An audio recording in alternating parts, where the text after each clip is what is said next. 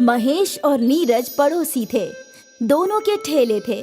महेश का नारियल पानी का ठेला था और नीरज का आइसक्रीम का ठेला। रोज सुबह 9 बजे दोनों अपने ठेले को लेकर निकल जाया करते थे और फिर पार्क के बाहर अपना ठेला लगा दिया करते थे।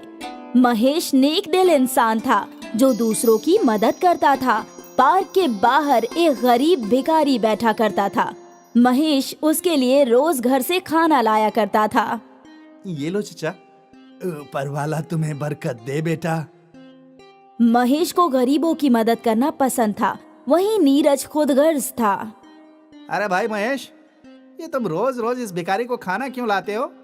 ये तुम्हारा कोई रिश्तेदार थोड़ी ना है जो तुमने इसकी जिम्मेदारी उठा ली है। अरे भाई, बेचारा गरीब है, मुझसे बन पड़ता है, इसलिए इसकी मदद कर देता हूँ। लेकिन ये सब फिजूल के खर्चे हैं। तुम्हें तो पैसे की बचत करनी चाहिए भाई। वैसे भी तुम खानदान वाले हो, तुम्हारी बीवी बच्चे हैं। हाँ, वो तो है, लेकिन इस छोटी सी मदद से मुझे नहीं लगता कि मेरा खर्च कम हो जाएगा। ऐसे भी गरीबों की मदद करना या ना करना, ये तो सबकी अपनी ख्वाहिश होती है। और उसी वक्त महेश के ठेले पर खरीदार आ गए। अरे भाईजान, 2 नारियल पानी दे दो। जी जनाब। महेश नारियल पानी दे ही रहा था कि दूसरे खरीदार आ गए और देखते ही देखते खरीदारों की कतार लग गई। कुछ ही घंटों में महेश के आधे से ज्यादा नारियल फरोख्त हो गए। ये सब नीरज देख रहा था। मालूम नहीं इसके नारियल पानी में क्या है, फौरन सारे नारियल फरोख्त हो जाते हैं और यहाँ मैं सुबह से खड़ा हूँ, मेरी तो एक भी आइसक्रीम फरोख्त नहीं हुई। नीरज को दिल ही दिल में महेश से हसद हो रही थी। दोपहर तक महेश के सारे नारियल खत्म हो गए और वो घर की जानिब रवाना हो गया और यहाँ नीरज हसद से राख हुआ जा रहा था। आज मैं इसका कुछ करके ही रहूंगा। रास्ते में महेश को एक और गरीब खातून नजर आई। अरे बेटा, कुछ खाने को दे दो। हाँ माँ, है ना। महेश ने बगैर सोचे अपना डिब्बा उस गरीब खातून को दे दिया। ऊपर वाला तुम्हें बरकत दे। ज़ईफा खातून ने महेश को दुआएं दी और वो अपने घर चला गया। रमा, आ गए आप? आज बहुत जल्दी आ गए। हाँ, सारे नारियल फरोख्त हो गए और हाँ, आज मैंने अपना डिब्बा एक मुफलिस ज़ईफा खातून को दे दिया। ठीक है, कोई बात नहीं। वैसे भी मैंने खाना पका लिया है, आइए साथ में खाते हैं। हाँ, ये हाथ गाड़ी यहीं लगा कर आता हूँ। ठीक है। रोज की तरह महेश ने वो हाथ गाड़ी अपने दरवाजे पर लगाई और घर के अंदर चला गया। शाम के वक्त महेश नारियल खरीदने के लिए निकला और उसने नारियल खरीदकर अपने घर के बाहर ही रख दिए। अरे रमा, आज तो रोज से दुगना नारियल खरीदा है। इतना सारा वजन उठाकर मैं थक गया हूँ, थोड़ी चाय बना दो। हाँ। उसी वक्त नीरज अपना आइसक्रीम का ठेला लेकर घर पहुंचा। नीरज ने वहां रखे नारियल देखे और हाथ गाड़ी भी, और उसके खुराफाती दिमाग में मंसूबा बन गया। अब देखता हूँ तू कैसे पैसे कमाता है। रात को सब जब सो रहे थे तो नीरज खामोश कदमों से अपने घर से बाहर आया। उसने महेश के घर के बाहर रखे सारे नारियल और उसकी हाथ गाड़ी उठा ली। अब देखता हूँ बगैर नारियल और हाथ गाड़ी के कैसे सबकी मदद करेगा। अब तू रोएगा और मैं हंसूंगा। नीरज ने वो नारियल और हाथ गाड़ी अपने घर के पीछे आंगन में ही छुपा दी और सभी चीजों को एक घास से ढक दिया। महेश का बुरा करके नीरज बेहद खुश था। उस रात उसे बड़ी सुकून की नींद आई। अगली सुबह जब महेश घर से बाहर आया तो उसकी हाथ गाड़ी और नारियल सब गायब थे। अरे रमा, जल्दी बाहर आओ। क्या हुआ? सब कुछ चोरी हो गया, मेरी हाथ गाड़ी और नारियल सब कुछ। हे ऊपर वाले! नारियल खरीदने के लिए मेरे पास पैसे भी नहीं है। अब हमारा क्या होगा? महेश ने अपना सिर पकड़ लिया और रमा भी परेशान थी। आप एक मर्तबा पुलिस स्टेशन में जाकर शिकायत कराइए, हमें हमारी हाथ गाड़ी जरूर मिलेगी। एक बार चोरी हुई चीज भला किसी को हासिल होती है क्या? तो अब हम क्या करें? मालूम नहीं, देखता हूँ कहीं से पैसों का इंतजाम होगा तभी नारियल खरीद कर फरोख्त कर सकता हूँ। हाँ, यही वाजिब होगा। परेशान महेश एक साहूकार के पास गया। हुजूर, मेरी हाथ गाड़ी चोरी हो गई है और नारियल भी। मुझे कुछ पैसों की जरूरत है। पैसे तो मैं तुम्हें दे दूंगा, लेकिन तुम्हारे पास गिरवी रखने के लिए क्या है? फिलहाल तो मेरे पास कुछ नहीं है, लेकिन मैं वादा करता हूँ कि मैं हर माह आपके पैसे लौटाता रहूंगा। नहीं नहीं, मेरा कारोबार वायदे से नहीं चलता। कुछ गिरवी रखने को हो तो ले आओ और फिर पैसे लेकर जाओ। महेश मायूस हो गया। उसके पास गिरवी रखने के लिए कुछ भी नहीं था। न मेरे पास सोना है, न एक खुद का घर। अब मैं भला क्या गिरवी रख सकता हूँ? हे भगवान, मेरी मदद करो। महेश इन्हीं ख्यालों में खोया चलता रहा। चलते चलते वो पार्क के पास आया। उसे वहाँ वही ज़ईफ शख्स नजर आया। आज महेश के पास उसके लिए खाना नहीं था।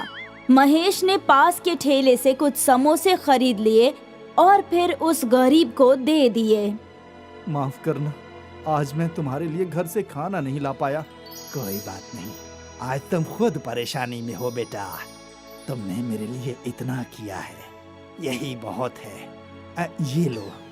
उस ज़ईफ शख्स ने महेश के हाथ में एक हाथ गाड़ी का खिलौना रख दिया। ये क्या है? इसे घर ले जाओ।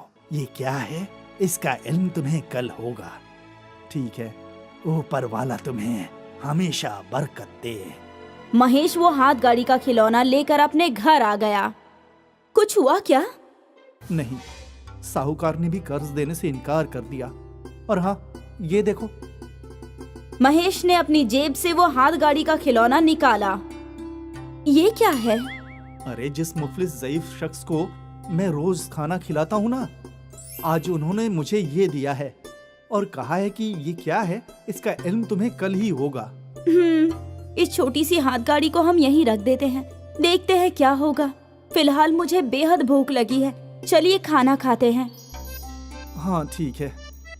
पूरा दिन महेश और रमा इसी जद्दोजहद में रहे कि वो कैसे पैसों का इंतजाम करें।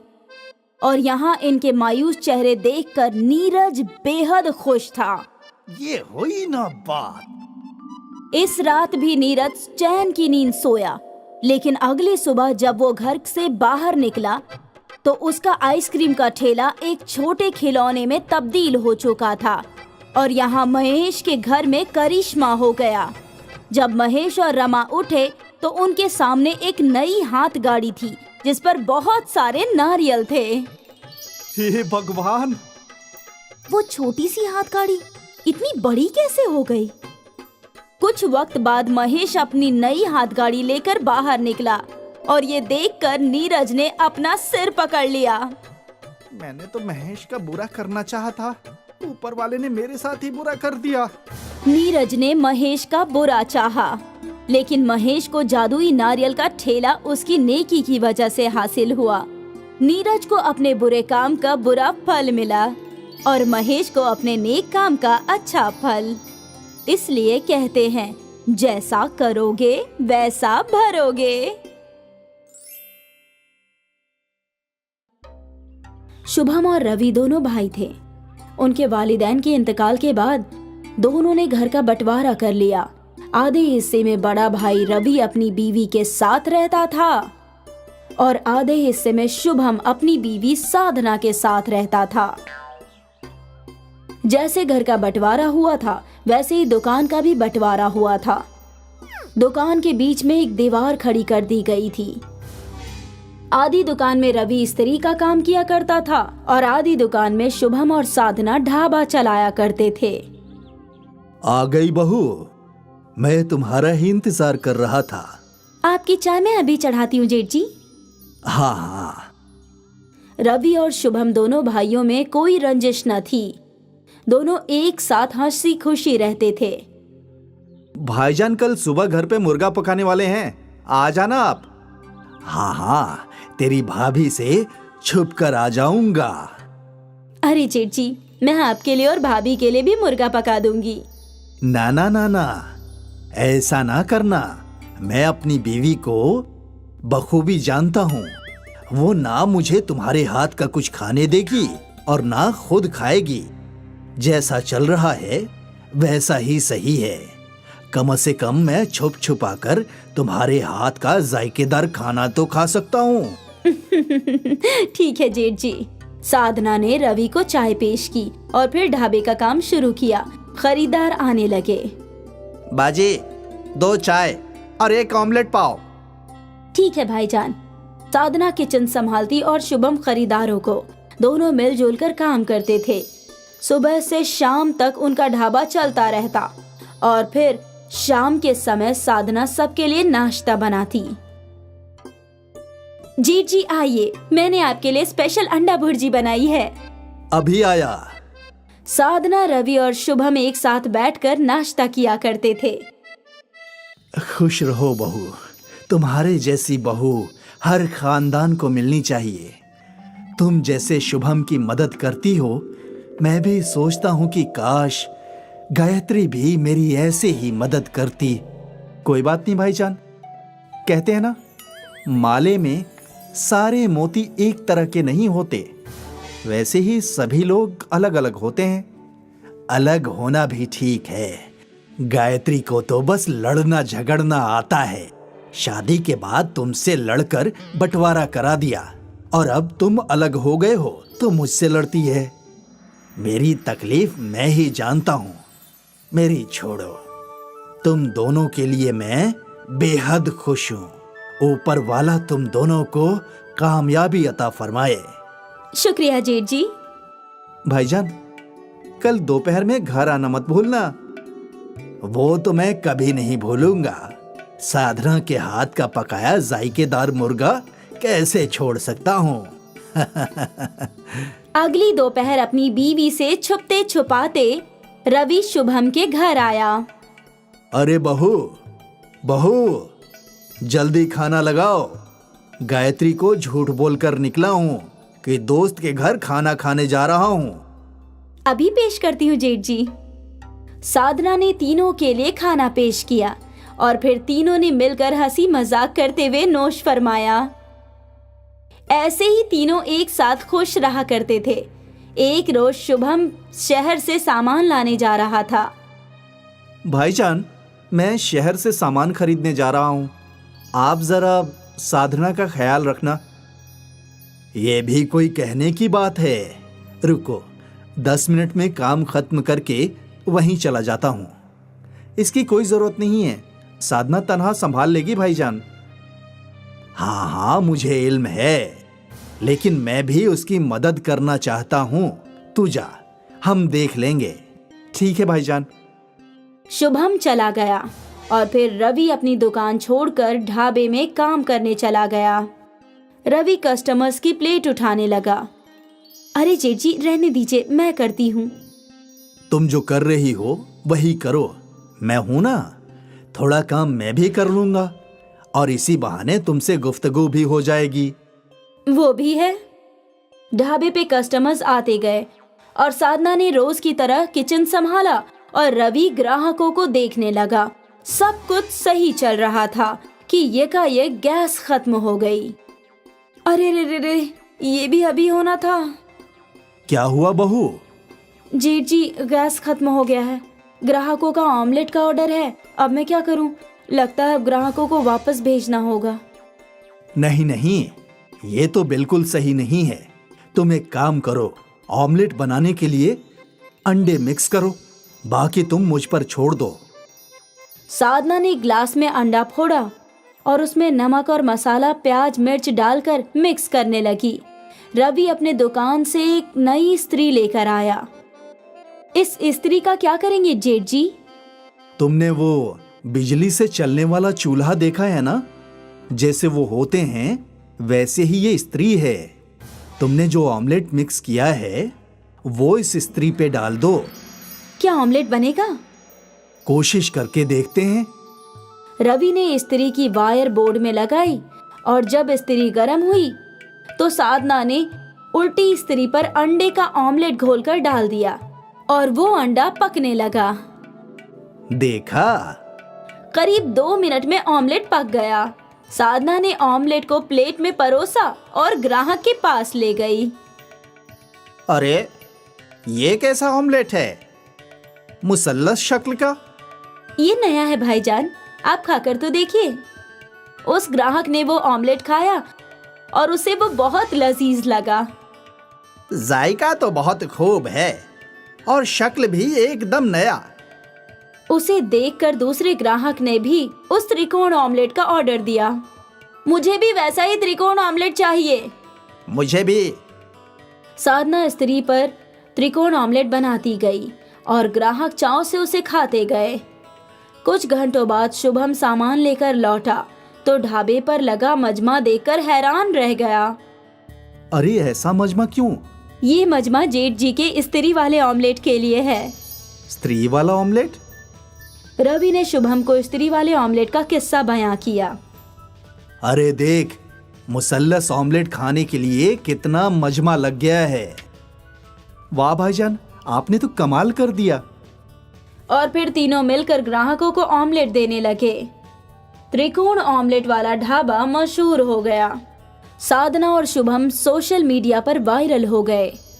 एक रोज रवि अपने घर पर नोश फरमा रहा था। तुमने साधना और शुभम की तरक्की के मुतालिक सुना क्या? सिर्फ सुना नहीं, देखा है। उसके ढाबे पे इतना मजमा लगा रहता है ना कि कभी कभी ख्याल आता है कि काश हमारा बंटवारा नहीं हुआ होता, हम दोनों एक साथ कमाते, मेरे पास भी बहुत पैसे होते शुभम की तरह। क्या हम एक मर्तबा शुभम से इसके मुतालिक बात कर सकते हैं? क्या बात करूं? आप कह दीजिए कि दोनों दुकान वापस जोड़कर बड़ा ढाबा खोलते हैं। लेकिन अगर फिर तुमने झगड़ा किया तो? मैं पागल थोड़ी हूँ जो आती हुई लक्ष्मी को रोकूंगी। ठीक है। रवि तो दिल ही दिल में बेहद खुश था। वो तो कब्ल से ही यही चाहता था। कुछ रोज बाद दोनों दुकानें जुड़ गई और ढाबा बड़ा हो गया। शुभम, रवि और साधना मिलकर ढाबा चलाने लगे। स्त्री वाले ऑमलेट की वजह से न सिर्फ उनकी आमदनी में इजाफा हुआ बल्कि उनका बिखरा हुआ खानदान भी फिर से एक हो गया। मंगलपुर नाम के एक कस्बे में एक छोटा सा खानदान रहता था जिसमें सविता नाम की एक खातून और उसके फर्जंद थे। अपने शौहर के अचानक इंतकाल के बाद घर का पूरा बोझ सविता पर ही आ गया था। 2 फर्जंदों की परवरिश और पढ़ाई लिखाई में ही उसकी सारी जिंदगी गुजर गई। लेकिन जब उसके बच्चे बड़े हुए तो सविता को एक बड़ा फैसला लेना था। अरे सविता बहन, तुम यहाँ आओ, अंदर आओ। क्या हुआ, सब खैरियत से तो है ना? श्रीधर भाईजान, आप जानते तो है ना, मेरे दोनों बच्चों की बड़ी मुश्किल से परवरिश की है मैंने। अब उनके शहर जाकर कॉलेज की पढ़ाई का वक्त आ गया है, लेकिन मेरे पास इतने पैसे नहीं है कि मैं दोनों को आगे पढ़ा पाऊं। अगर एक बेटे को नहीं पढ़ाया तो उसके साथ नाइंसाफी होगी। ऐसे में मैं क्या करूं? तुम पुरसुकून हो जाओ और ये बताओ कि दोनों में से होशियार कौन है? मेरा मानव ज्यादा होशियार है। वैसे तो अतुल भी ठीक ठाक पढ़ लेता है, लेकिन मानव पढ़ने में ज्यादा अच्छा है। तो फिर बस, मानव दोनों में से बड़ा है और होशियार भी। तुम उसे शहर पढ़ने के लिए भेजो और अतुल को अपने पास ही रखो। मेरी जान पहचान में एक हलवाई के यहाँ नौकरी खाली है, मैं उसे वहीं मुकर्रर करवा दूंगा। श्रीधर की बात सुनकर सविता को तसल्ली मिलती है। वो मानव को बाहर पढ़ने के लिए भेजती है और अतुल को हरिया हलवाई के यहाँ नौकरी करने के लिए लगा देती है।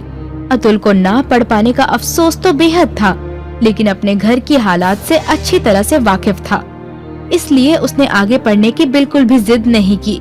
वक्त ऐसे ही गुजरता रहा और 3 साल बाद मानव को एक बहुत बड़े फूड चेन में सीनियर मैनेजर की नौकरी मिल जाती है। अम्मी, ये लो मिठाई खाओ। मेरी प्लेसमेंट एक बड़ी फूड चेन में मैनेजर के लिए हो गई है। किसमें हो गई है? फूड क्या? फूड चेन में अम्मी। जब कोई शख्स अपने होटल अलग अलग शहरों में खोल लेता है उसको फूड चेन कहते हैं, है ना भाईजान? बिल्कुल सही फरमाया तूने। 5 सितारा रेस्तरां में अम्मी बहुत अच्छी तनख्वाह मिलेगी। धीरे धीरे हम सब शहर में शिफ्ट हो जाएंगे। थोड़े महीनों में मानव की तरक्की जूनियर से सीनियर लेवल पर हो जाती है और वो अतुल और सविता को शहर ले जाता है। अम्मी, कल मेरे बॉस रात को खाने के लिए आ रहे हैं। जब मैंने उन्हें बताया कि मैं अपने पूरे खानदान को यहाँ ले आया हूँ तो वो बेहद खुश हुए। अरे वाह, तो बुला ले उन्हें। आखिर हम भी तो मिले तेरे बॉस से। लेकिन अम्मी, तुम तो बीमार हो, तो फिर खाना कौन बनाएगा? तुम फिक्र मत करो भाईजान। जब तुम पढ़ रहे थे तो मैं हरिया हलवाई के पास बहुत काम सीख लिया है। तुम देखना, ऐसा खाना बनाऊंगा कि खाने के साथ उंगलियां भी चट कर जाएंगे। लेकिन एक बात का ख्याल रखना अतुल, बॉस 5 सितारा रेस्टोरेंट के मालिक हैं, खाना उसी के हिसाब से होना चाहिए। आप इन सब बातों की जरा भी फिक्र मत कीजिए भाईजान, बस काम पर तवज्जो दीजिए। देखना, खाना खाते ही आपकी डबल तरक्की पक्की। कहते ही सब खिलखिला उठे। अगले रोज अतुल खूब दिल लगाकर बहुत सारे जायकेदार खाना बनाता है। भाईजान, लगता है आपके बॉस आ गए हैं, मैं दरवाजा खोलता हूँ। नहीं नहीं अतुल, तू रहने दे। बॉस क्या सोचेंगे कि कैसे कपड़े पहने हैं इसके भाई ने। मैं खोलता हूँ दरवाजा। और सुन, तू अंदर ही रहना, ज्यादा बाहर निकलने की जरूरत नहीं है। अतुल ये सुनकर काफी मायूस हो जाता है और बिना कुछ कहे अंदर जाकर डाइनिंग टेबल सजाने लगता है। आइए जनाब, आइए। अस्सलाम वालेकुम मानव। वालेकुम सलाम जनाब, मेहरबानी करके तशरीफ रखिए। वाह मानव, तुम्हारा घर तो काफी अच्छा है। तुम्हारी अम्मी और भाई कहाँ हैं? मैं अभी मिलवाता हूँ जनाब। अम्मी, ओ अम्मी, बॉस आए हैं। अस्सलाम वालेकुम जनाब, कैसे हैं आप? यहाँ मानव, उसकी अम्मी और उसका बॉस एक दूसरे से गुफ्तगू कर रहे थे और वहाँ अतुल खाने की तैयारी में लगा था। थोड़ी देर बाद वो सब डाइनिंग टेबल पर खाना खाने आए। टेबल को सजा हुआ देखकर मानव का बॉस बेहद खुश होता है। एक तरफ कांटे, दूसरी तरफ चाकू और चम्मच, टिश्यू, टेबल क्लॉथ, सब कुछ एकदम सलीके से था। उम्मीद करता हूँ कि आपको खाना अच्छा लगा जनाब। ये कमाल का है, किसने बनाया है? जी, मेरे छोटे फर्जंद ने, अतुल। अरे मानव, अतुल घर पे ही है, अभी तक तुमने उसका तारुफ नहीं करवाया मुझसे। वो जनाब, वो खाना बनाने में मशरूफ था ना, इसलिए। अतुल, अतुल बेटा, इधर तो आ जरा। अतुल हिचकिचाता हुआ बाहर आता है। वाह बेटा, बहुत लजीज खाना बनाया है तूने तो। कहीं से खाना बनाने की तालीम हासिल की है क्या? नहीं नहीं जनाब, ये तो हमारे गांव के एक छोटे से हलवाई के यहाँ नौकर था, इसलिए थोड़ा बहुत बना लेता है। अपने भाई के मुंह से ये सुनकर अतुल फिर से मायूस हो जाता है और खाना खाने के लिए बैठ जाता है। रुखसत होने से पहले अतुल मानव के बॉस अतुल को एक पेशकश करते हैं। खाना खाकर मजा आ गया। ना सिर्फ खाना, बल्कि टेबल एटिकेट्स का भी पूरा ख्याल रखा था अतुल ने। सुनीता जी, अगर आप बुरा न माने तो एक बात कहना चाहूंगा। आपका बेटा बहुत हुनरमंद है, हमें एक नए शेफ की जरूरत है। तो क्या अतुल वहाँ हेड शेफ की नौकरी करना पसंद करेगा? लेकिन जनाब, अतुल ने कोई फॉर्मल डिग्री नहीं ली है इसमें, ये तो ऐसे ही बस थोड़ा बहुत कर लेता है। वो तुम्हारी परेशानी नहीं है मानव, मुझे बस जायका उम्दा चाहिए और कुछ नहीं। अतुल, तुम कल मानव के साथ दफ्तर आ जाना और वहीं पर एक डिश बनाकर खिला देना। ये सुनकर अतुल तो बेहद खुश हो जाता है, लेकिन मानव को ये बात बिल्कुल पसंद नहीं आती। अगले रोज अतुल वहाँ पहुँचकर अपनी डिश बनाने लगता है। ये लीजिए जनाब, दाल बाटी चूरमा इटालियन ट्विस्ट के साथ। वाह वाह, बहुत खूब, बहुत बढ़िया डिश है। इसमें जो पुदीने का फ्लेवर है, हा। क्या आपको अच्छी लगी जनाब? क्या मैं चख सकता हूँ? अरे ये तो बहुत अच्छी है। तो फिर क्यों हैरत में पड़ गया ना? क्या हुआ जनाब? मैं कुछ समझा नहीं। अब तुम इसे खुद बताओगे या मैं बताऊं? वो अतुल, मैंने इस रेस्तरां के शेफ को तुम्हारी डिश में नमक मिर्ची डालने के लिए कहा था ताकि तुम्हें यहाँ नौकरी ना मिले। क्या? हाँ, और ये बात करते हुए सविता बहन ने तुम्हें फोन पर सुन लिया और मुझे पहले ही इत्तला कर दिया। इससे पहले कि वो शेफ कुछ कर पाता, मैंने उसे बर्खास्त कर दिया। लेकिन भाईजान, ऐसा क्यों किया? मैं नहीं चाहता था कि तुझे भी मेरे जितना पैसा और लाइफस्टाइल मिले। मैं चाहता था कि तू ऐसे ही मेरे टुकड़ों पर पले। मैं तुम्हें बर्खास्त करता हूँ मानो। नहीं जनाब, ऐसा मत कीजिए। मेरे भाईजान दिल के बुरे नहीं हैं, आप उन्हें नौकरी से बर्खास्त मत कीजिए। देखा मानो, तूने क्या कुछ किया, लेकिन फिर भी अतुल तेरे से कितनी मोहब्बत करता है। मुझे माफ कीजिए जनाब, मुझे माफ कर दो अतुल। मानव को अपनी गलती का एहसास हो जाता है और वो दोनों हंसी खुशी रहने लगते हैं।